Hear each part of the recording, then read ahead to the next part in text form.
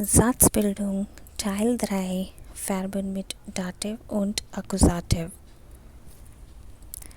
Das Nomen oder das Pronomen, then comes the verb, then comes the dative object, and then comes the accusative object.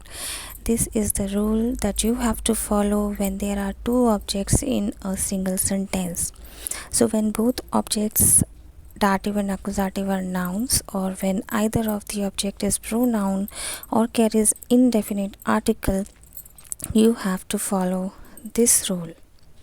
Beispiele, for example, gibt dem Freund den Brief. Sie gibt der Mutter den Brief.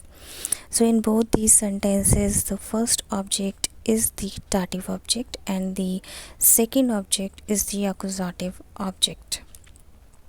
Dem Freund and der Mutter are dative objects.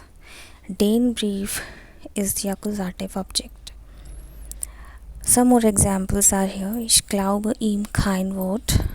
Gibt ihm die Zeitung zurück. Der Kellner bringt ihm das Essen. So, repeat these sentences. Some more examples. Bringt den Kindern ein Buch mit. Ich leihe meiner Mutter ein Buch. Erklärt mir eine Aufgabe. Meine Nachbarin verkauft uns ihren Tisch. So the first object in all these sentences is dative object and the second object is the accusative object. Read carefully all these sentences. When both objects are personal pronouns, accusative object comes first and then comes the dative object.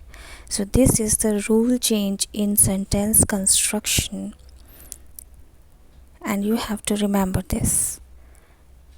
Beispiele, for example, ich leihe es ihm. Erklärt sie mir.